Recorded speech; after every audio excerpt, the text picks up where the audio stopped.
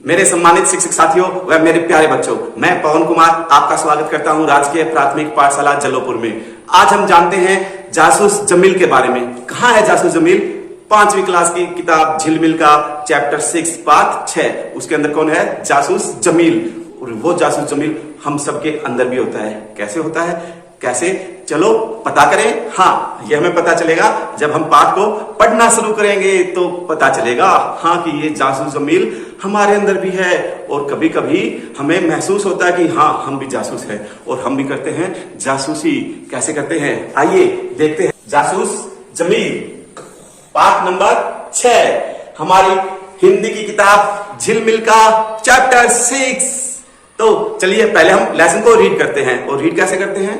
अरे कहानी है, कहानी को रीड कैसे करेंगे?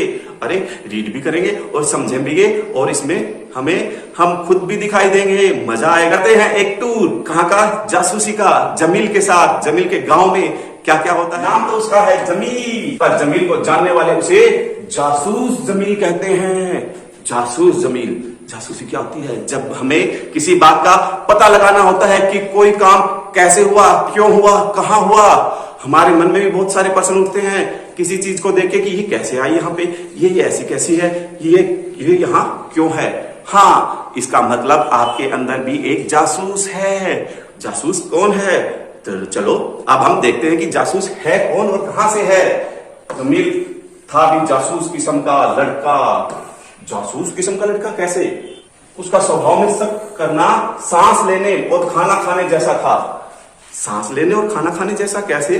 अरे सांस लेना जैसे जरूरी होता है ना, और खाना खाना भी जरूरी होता है। सांस ना लेंगे तो क्या होगा? एक सेकंड सांस अगर रोक के देखे, अरे बेचैनी होने लग जाती है। और अगर सांस ना आए तो इंसान पूरा भी हो जाता है।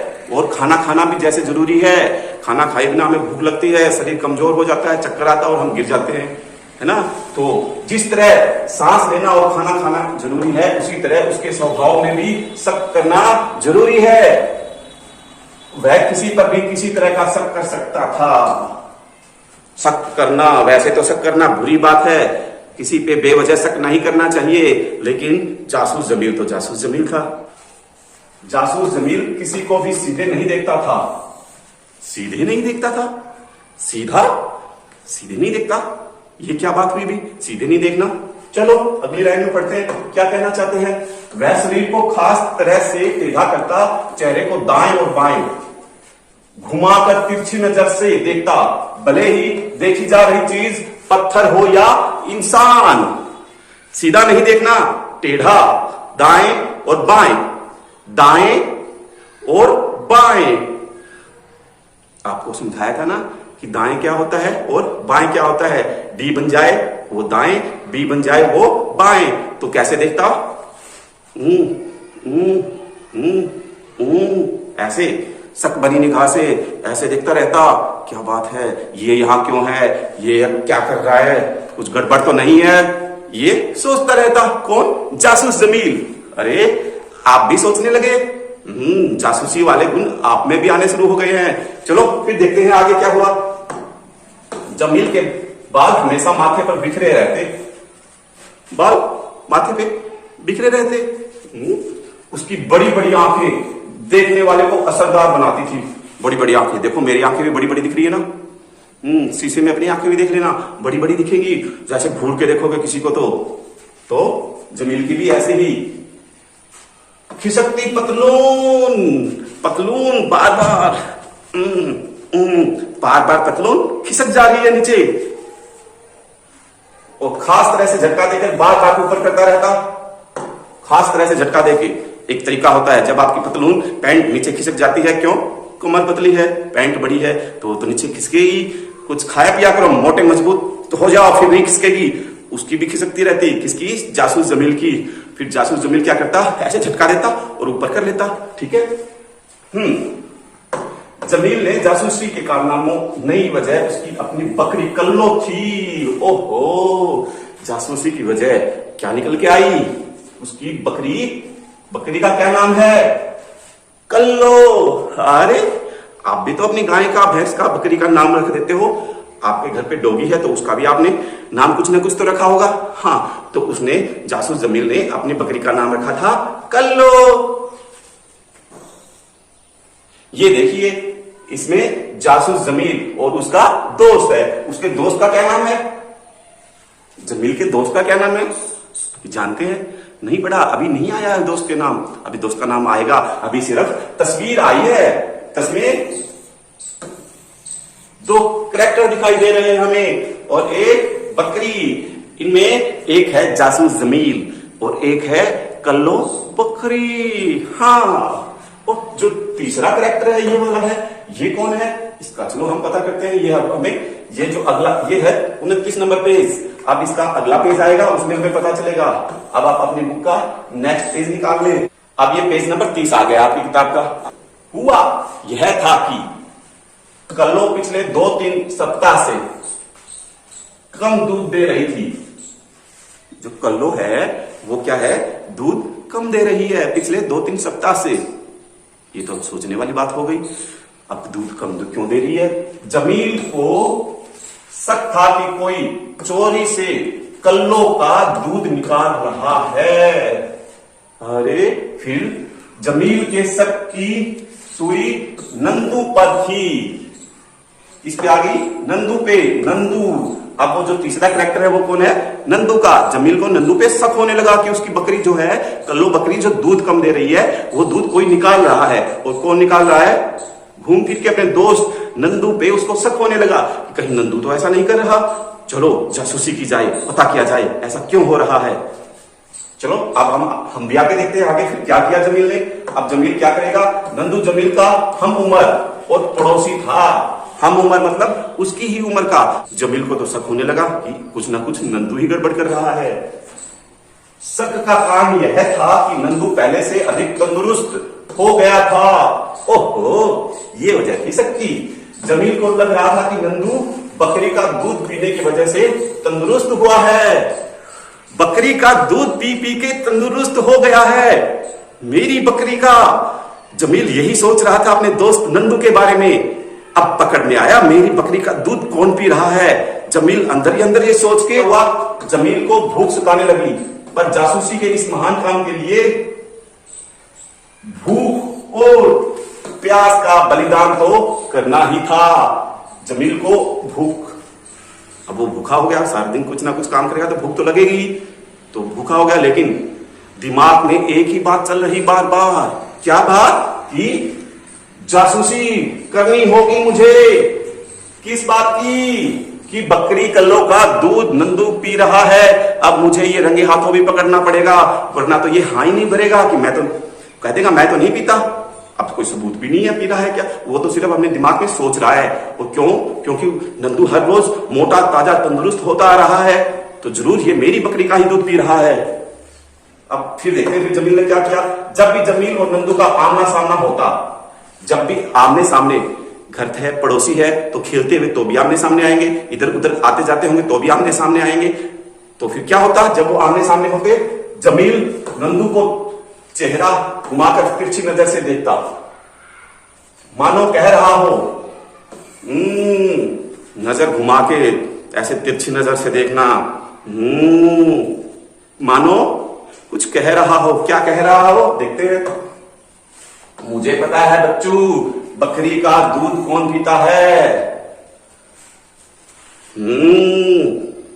मन ही मन जमील नंदू की तरफ देख के सोचता, जब भी वो उसके आमने सामने आता कि बच्चू मुझे पता है मेरी बकरी का दूध कौन पी रहा है। यह बात वह बोलता नहीं, मन ही मन में सोचता। और लेकिन वो उसको कह नहीं पाता, पकड़ नहीं पाता, क्योंकि वो तो मना कर देगा कि मैंने नहीं किया ऐसा काम। इसीलिए फिर क्या हुआ देखते हैं।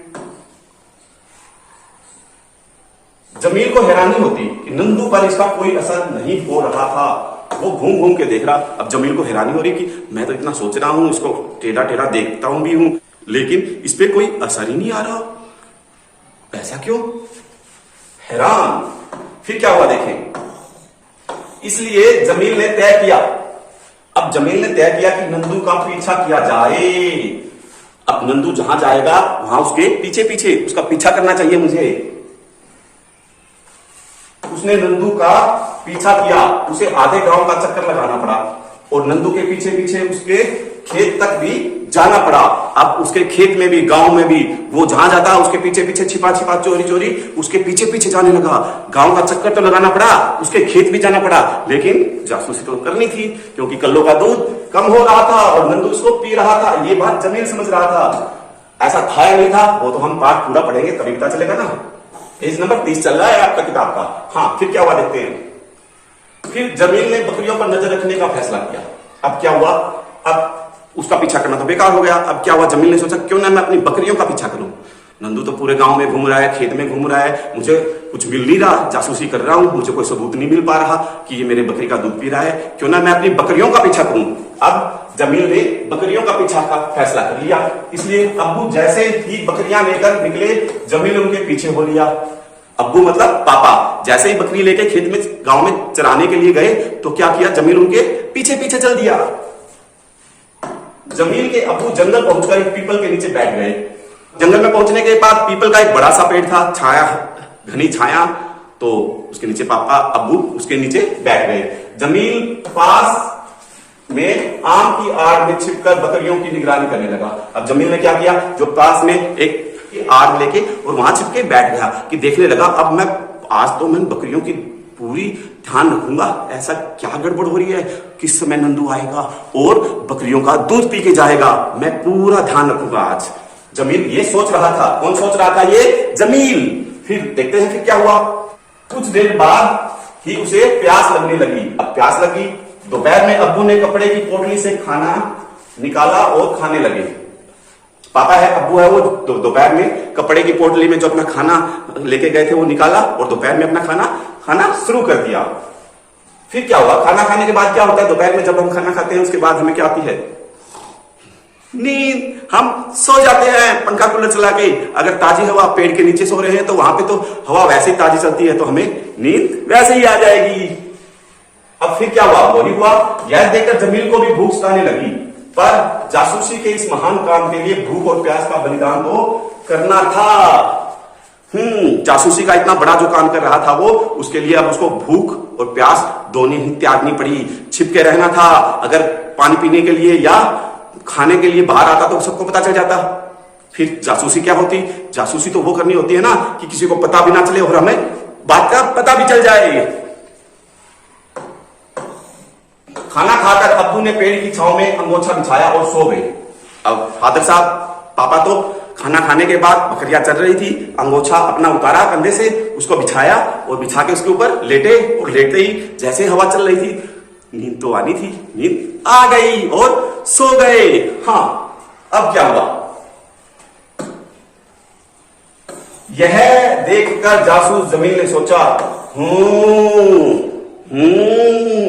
तो यह बात है, अब्बू रोज सो जाते हैं और इसी का फायदा उठाकर नंदू बकरी का दूध निकाल लेता है। पापा तो बकरियों को चराने के लिए छोड़ दिया, खाना खा के दोपहर का सो गए और नंदू आके बकरियों का अब दूध निकाल के पी जाता होगा या ले जाता होगा। जमील को अपनी जासूसी मजबूत होती दिख रही थी, उसे लग रहा था कि हाँ, अब मैंने पकड़ लिया, अब नंदू आने वाला है और दूध निकालेगा, यानी अब नंदू हाथों में लोटा लिए यहां आता ही होगा।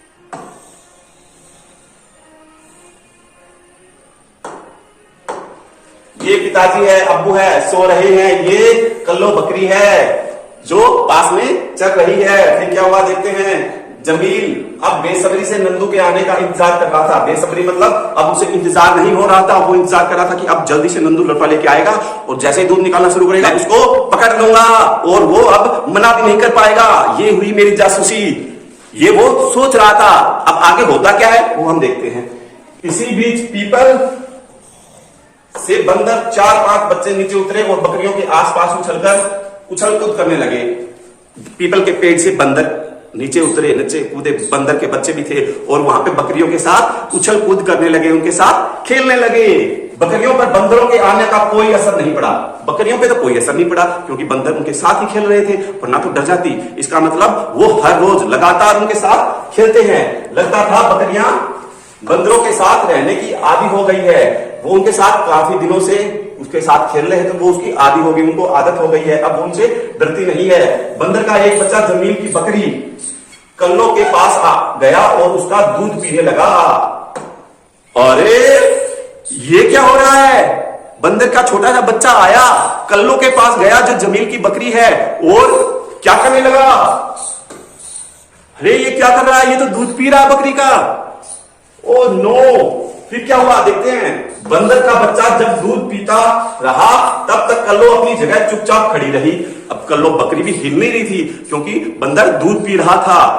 अरे ये ऐसे कैसे हो रहा है? ये हो क्या रहा है?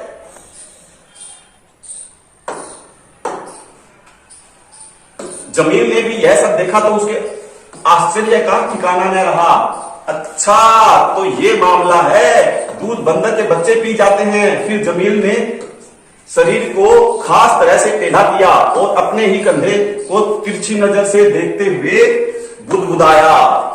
ये बात है, तो बंदर दूध पी जाते हैं। ऐसे तिरछी तिरछी नजर करके ऐसे देखते हैं ना अपने।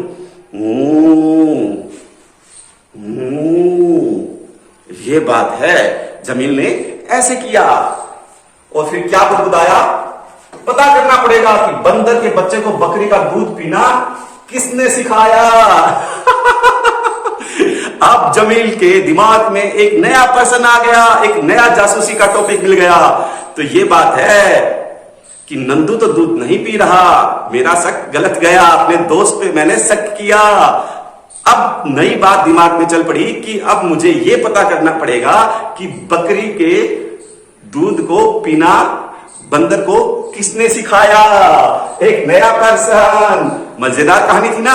अपने भैया को, अपनी दीदी को भी सुनाए, मम्मी पापा दादा दादी को भी सुनाए, उनको बहुत अच्छा लगेगा जासूस जमील की। इसके अगले हिस्से में हम इसके अभ्यास कार्य करेंगे। ठीक है बच्चों, धन्यवाद, थैंक यू। कैसे लगी आपको कहानी? मजे आए? हाँ, कहानी के चंदन यादव ने ये कहानी लिखी थी आपके लिए, हमने इसको पढ़ा। आप भी इसको अच्छे से पढ़ेंगे और खूब एंजॉय करेंगे। धन्यवाद, थैंक यू।